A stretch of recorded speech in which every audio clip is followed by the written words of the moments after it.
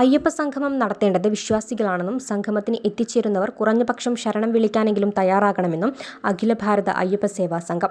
ഇന്ത്യക്ക് സ്വാതന്ത്ര്യം ലഭിക്കുന്നതിനു മുൻപേ കേരളം ഒരു സംസ്ഥാനമായി രൂപീകൃതമാകുന്നതിനും തിരുവിതാംകൂർ ദേവസ്വം ബോർഡ് നിലവിൽ വരുന്നതിനു മുൻപ് ശബരിമല ദർശനത്തിന് എത്തുന്ന അയ്യപ്പ ഭക്തർക്ക് വേണ്ട സഹായങ്ങളും ആശ്വാസവും നൽകുക, പമ്പയിലും സന്നിധാനത്തും വേണ്ട സേവനങ്ങൾ നൽകുക തുടങ്ങിയ ലക്ഷ്യത്തോടുകൂടി 1945 ഏപ്രിൽ 14 വിഷുദിനത്തിൽ രൂപീകൃതമായ ഒരു ആത്മീയ സംഘടനയാണ് അഖില ഭാരത അയ്യപ്പ സേവാ സംഘം. സ്വാതന്ത്ര്യം കിട്ടുന്നതിന് മുൻപ് 1945 രൂപീകരിച്ച ഒരു സംഘടനയാണ് അഖില ഭാരത അയ്യപ്പ സേവാ സംഘം. അയ്യപ്പ സേവാ സംഘമാണ് പമ്പ മുതൽ സന്നിധാനം വരെ ഒരു സൗകര്യമില്ലാത്ത കാലഘട്ടത്തിൽ ചൂട്ടിൻ്റെയും റാന്തൽ വിളക്കിൻ്റെയും വെളിച്ചത്തിൽ അയ്യപ്പന്മാരെ കൈപിടിച്ച് സന്നിധാനത്ത് പമ്പയിൽ നിന്നും സന്നിധാനത്തേക്ക് എത്തിച്ചത് അഖില ഭാരത അയ്യപ്പ സേവാ സംഘത്തിൻ്റെ പ്രവർത്തകന്മാരാണ്. പൂർണ്ണമായും സേവന പ്രവർത്തനം മാത്രം നടത്താൻ വേണ്ടി രൂപീകരിച്ച ഒരു സംഘടനയാണ് അഖില ഭാരത അയ്യപ്പ സേവാ സംഘം. ആദ്യമായി സന്നിധാനത്തും പമ്പയിലും ചുക്കുവെള്ളം വിതരണം ചെയ്യാൻ തുടങ്ങിയത് അയ്യപ്പ സേവാ സംഘമാണ്. ആദ്യമായി അന്നദാനം കൊടുക്കാൻ തുടങ്ങിയത് അയ്യപ്പ സേവാ സംഘമാണ്. ആദ്യമായി അവിടെ ഒരു സ്ട്രെച്ചർ സർവീസ് തുടങ്ങിയത് അയ്യപ്പ സേവാ സംഘമാണ്. ആദ്യമായി ഒരു ആംബുലൻസ് സംവിധാനം ഒരുക്കിയത് അഖില ഭാരത അയ്യപ്പ സേവാ സംഘമാണ്. ആദ്യമായി ഒരു മെഡിക്കൽ സംവിധാനം അവിടെ ഉണ്ടാക്കിയത് അഖില ഭാരത അയ്യപ്പ സേവാ സംഘമാണ്. ത്രിവേണി മുതൽ ഗണപതി കോവിൽ വരെ 1.5 കോടി രൂപ ചെലവ് ചെയ്ത് അവിടെ റോഡ് നിർമ്മിച്ചത് അഖില ഭാരത അയ്യപ്പ സേവാ സംഘമാണ്.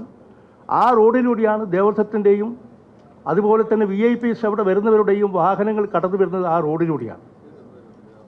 അതുപോലുള്ള ഒട്ടേറെ പ്രവർത്തനങ്ങൾ സന്നിധാനത്ത് അല്ലെങ്കിൽ പമ്പയിൽ ഒരു അയ്യപ്പൻ മരണപ്പെട്ടാൽ ആ ബോഡി സൗജന്യമായി ഇന്ത്യയിലെ എല്ലാ സംസ്ഥാനങ്ങളും ഏത് സംസ്ഥാനത്തു നിന്നാണോ ആ അയ്യപ്പൻ വന്നത് അവിടെ സൗജന്യമായി ആ ബോഡി എത്തിച്ചു കൊടുത്തത് അഖില ഭാരത അയ്യപ്പ സേവാ സംഘമാണ്.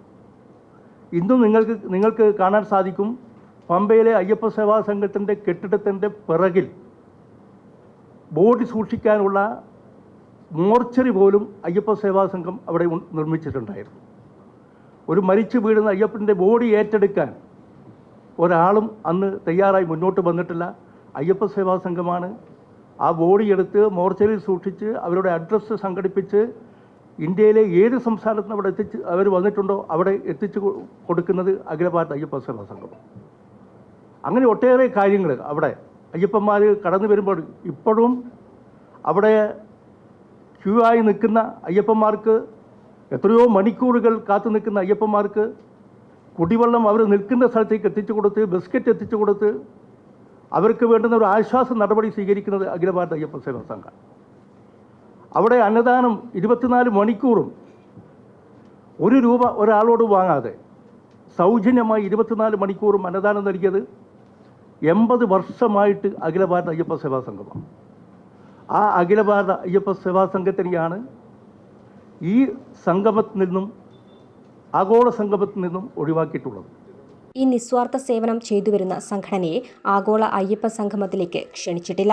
ദർശനത്തിന് എത്തുന്ന അയ്യപ്പ ഭക്തർ മരണപ്പെട്ടാൽ അവരുടെ മൃതദേഹം ഇന്ത്യയിൽ എവിടെയാണെങ്കിലും അയ്യപ്പ സേവാ സംഘത്തിന്റെ ആംബുലൻസിൽ യാതൊരു പ്രതിഫലവും കൂടാതെ വീടുകളിലേക്ക് എത്തിച്ചു നൽകും. ഇങ്ങനെ പലതരത്തിലുള്ള സഹായവും ചെയ്യുന്നുണ്ട്. അയ്യപ്പ സംഗമം നടത്തുക എന്നത് തീയില്ലാതെ ഹോമം നടത്തുന്നതിന് തുല്യമാണ്. അയ്യപ്പ സേവാ സംഘം പ്രവർത്തകരുടെ സേവനം തടഞ്ഞതുമൂലം ഇപ്പോൾ ഇതെല്ലാം ചെയ്യുന്നതിനായി കോടിക്കണക്കിന് രൂപയാണ് ദേവസ്വം ബോർഡിന് നഷ്ടപ്പെട്ടുകൊണ്ടിരിക്കുന്നത്. ഇങ്ങനെയൊരു സംഗമം നടത്തുമ്പോൾ മുൻ ദേവസ്വം പ്രസിഡന്റുമാരുടെ അഭിപ്രായം തേടുകയും അവരെ ക്ഷണിക്കുകയും ചെയ്തിട്ടില്ല. അയൽ രാജ്യങ്ങളിൽ നിന്ന് വരെ പ്രതിനിധികളെ ക്ഷണിച്ചുകൊണ്ട് 4 മണിക്കൂർ ദൈർഘ്യമുള്ള ഈ സംഗമം നടത്തുന്നതുകൊണ്ട് എന്ത് വികസന തീരുമാനമെടുക്കാനാണ് ദേവസ്വം ബോർഡും ഗവൺമെന്റും ഉദ്ദേശിക്കുന്നത്? പമ്പയിലുള്ള ചെറിയ സ്ഥലപരിമിതിക്കുള്ളിൽ വലിയ പന്തലിട്ട് സംഗമം നടത്തുന്നത് മാസപൂജ സമയമായതുകൊണ്ട് ദർശനത്തിന് എത്തുന്ന ഭക്തർക്ക് കിട്ടേണ്ട സൗകര്യങ്ങൾ നിഷേധിക്കപ്പെടുന്നു. അഖില ഭാരത അയ്യപ്പ സേവാ സംഘം എന്നും വിശ്വാസികൾക്കൊപ്പമാണ്. ആചാര സംരക്ഷണ പ്രക്ഷോഭ സമരവുമായി ബന്ധപ്പെട്ട അയ്യപ്പ ഭക്തർക്കും വിശ്വാസികൾക്കുമെതിരെ എടുത്തിരിക്കുന്ന കേസുകളും നിയമ നടപടികളും എത്രയും പെട്ടെന്ന് പിൻവലിക്കണമെന്നും സുപ്രീം കോടതിയിൽ നൽകിയിരിക്കുന്ന സത്യവാങ്മൂലം തിരുത്തി നൽകണമെന്നും യോഗം ആവശ്യപ്പെട്ടു. വിസ്മയ ന്യൂസ്, തിരുവനന്തപുരം.